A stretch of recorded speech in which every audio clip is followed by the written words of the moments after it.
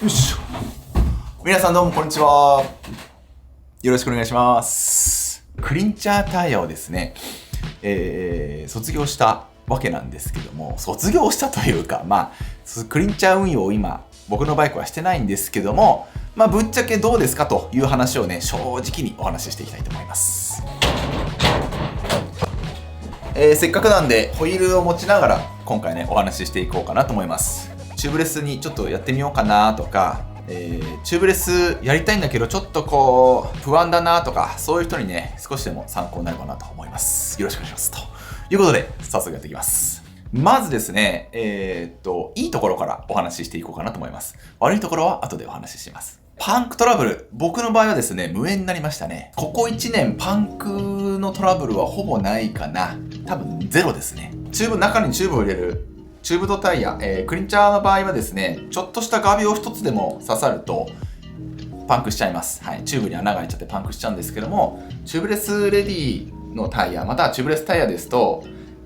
僕の場合はね、シーラントを入れてるんですけども、そのシーラントっていう液体、白い液体があるんですが、それが穴が開いたところにスッとね、入ってですね、画鋲とか、そういった、小さな穴ぐらいだったら防いでしまうので、よっぽどひどいサイドカットとかない限りはパンクしにくくなってます。もうほぼパンクしないです。なんで、そういうのもあって、僕結構グラベルしかり、マウンテンバイクしかり、ロードでもね、結構路面荒れてるとことか走ったりするんですけども、ほぼパンクしなくなりました。はい。これは本当にね、いいです。パンクはね、肉体的にも精神的にも削られるので、しないに越したことはないんですけども、そのあたりはすごく良かったなと思ってます。続きまして、2つ目。乗り心地のね、選択肢が増えました。これはすごくね、良かったです。チューブ入りのタイヤにするとですね、基本的には高圧にすることが多いと思います。特にロードの場合はね。ただ、チューブレスの場合はですね、空気圧を、もちろんね、高めにすることもできるし、低くすることもできます。はい。チューブ入りのタイヤで低くすると、いわゆるリム打ちパンクって呼ばれるやつですね。こう走った時に段差でタイヤが一瞬ちょっと潰れて、戻る時にチューブも一緒に潰れて、リムに噛んじゃって、パンクしてしまうみたいなことがあるんですけども、チューブレスの場合はですね、中にチューブが入ってないので、空気圧をね、低くすることができるんですね、ある程度。なので、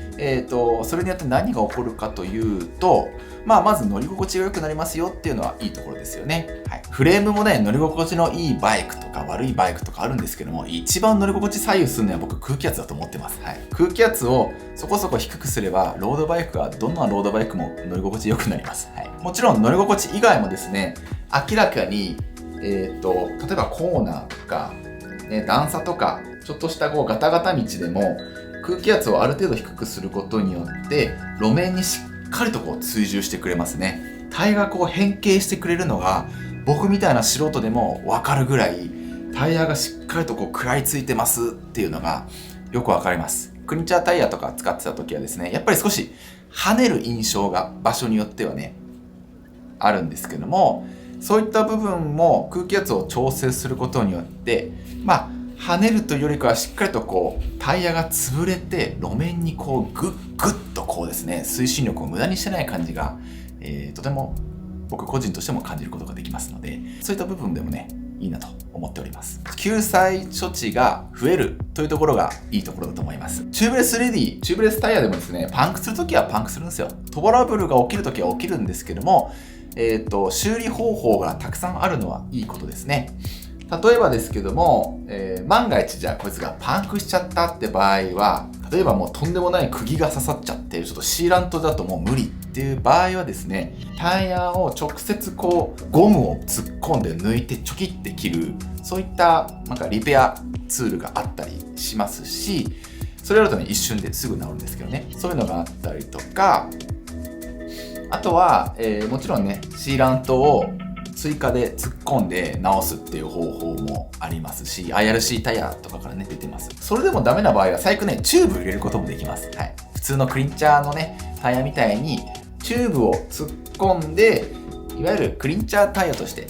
使うこともできるので、いろんなトラブルに対応することができます。はい。あとはなんといってもね、チューブを買わなくていいっていうのはねいいよね。経済的にもいいし、もちろん重量がね、多少やっぱ変わると思いますので、で、バルブ調のこととかも考えなくていいので、そのあたりは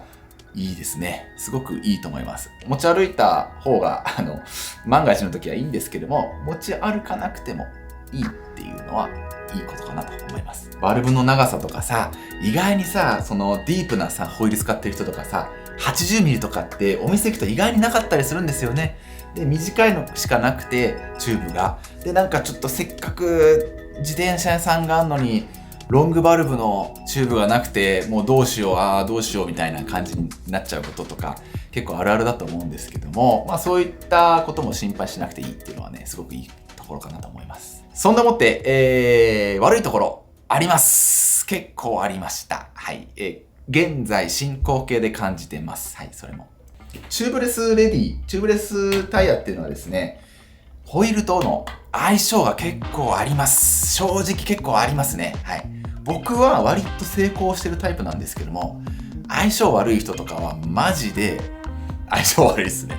いくらやっても空気抜けるとか、いくらやってもシーラント漏れるとか、本当についてない人はね、いくらやってもその形にならない人とか結構多いと思うんですけども、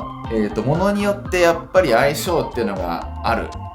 と思います。はい。で、当然この同じタイヤでもやっぱり生産する過程で若干やっぱり人の手で作られてるものがほとんどなんで、タイヤってやっぱりばらつきがあるんですよね、品質に。だから同じタイヤでもこのタイヤでははまんのにもう一個のタイヤでははまらないっていうこともね結構あるんですよね。だから正直運ゲー要素があるっていうのは正直なところだと思います。はい。僕の場合はですね、ボントレガーの今ホイール履いてるんですが、後ろのリアタイヤは調子いいんですが、前の方はですね、空気すぐ抜けちゃうんですよね。だからシーラントちょっと追加してみますけども、非常に調子悪いですね。はい。そしてその2はですね、シーラントちょくちょく足す必要があります。はい。こういうやつですね。こういう容器に入ったジャバジャバしてるやつなんですけども、半年に1回ぐらいはこのバルブからね突っ込んであげて、シーラントを足してあげる。チューブレスレディのね、タイヤを使う場合はこのシーラントがこう細かい穴を埋めてくれて気密性を上げてくれるんですけども、時間が経つとですねそれがなくなっちゃうんでちょくちょく足していかないといけないんですよね。それがちょっと手間かなと思います。チューブレスレディ、チューブレスだったらチューブ入れないからそれ分軽量化できるじゃんって思うんですけども、そんな軽量化できないです。そこまで変わんないです、正直言うと。なぜかというと、ホイールにもよるんですけども、チューブレスレディのホイールに関しては、ものによってやっぱりリムテープって言って、このスポークのね、穴が開いてるんですよ、ホイールって。それを埋めるために、ベタッとこう、リムテープを貼るわけなんですよね。テープをぴったりはめることで、空気が抜けないようにするんですけども、それを結構ね分厚くつけたりとかしないといけなかったりとか、結局そのパンク防止としてこういった液体ですよね、シーラントをね入れることにはなるので、それが数十グラムという感じで、結局重量がですね軽いチューブ入れた方がなんか軽いぞみたいなそういう場合が結構多いかなと思います。はい。で結構このリムテープがねめちゃくちゃ大変難しいんですよ、ぴったり貼るのが。僕なんかね下手くそだから全然できないんですけども、リムテープをぴったりこの内側に貼って空気を漏れないようにするのを技術が結構必要で正直難しいですね。はい。で結局タイヤはめてみて空気入れてみてシーラント突っ込んでみて、で結局漏れてた、結局なんかうまくいってない、リムテープが下手くそだったからって言ってまた貼り直しみたいなことになるんで、やっぱりその最初がめんどくさいよね。はい。スポーク穴がないねマビックとか、あとカンパとかそのあたりはねすごくいいと思う。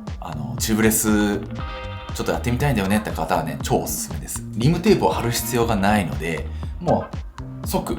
タイヤはめてシーラントを突っ込めばいいので軽量化もできますし、気密性もバッチリなんで、そういったトラブルも少ないと思います。僕そのトレックのねボントレガーのホイールとかも使ってるんですけども、ボントレガーはリムテープじゃなくてカポッてはめるねぴったりはまる輪っかみたいのがねあるので、それをねつければ簡単に気密性をねガンと上げることができるので、そういったそのチューブレス運用を想定されたホイール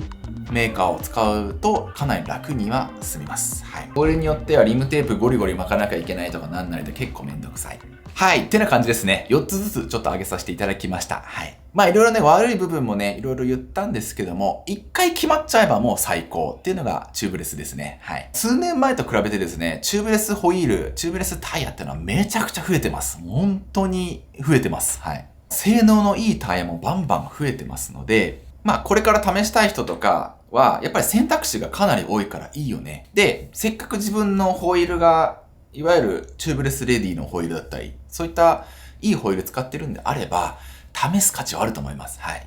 やらないのはもったいないですね。はい。何事もそうですけども、経験だと思いますよ。はい。何でもやってみて、なんかやっぱ俺には微妙だったなっていうんであれば、クリンチャータイヤまた使えばいいと思うし、はい。ということで、今回の動画は以上でございます。はい。脱クリンチャータイヤをして半年、正直な感想をね、いろいろとお話しさせていただきました。はい。参考になった方はぜひグッドボタン、チャンネル登録よろしくお願いします。こ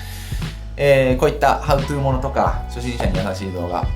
ちょくちょく上げておりますので、ぜひね、よろしくお願いします。ということで、今回の動画は以上です。また次回の動画をお楽しみに。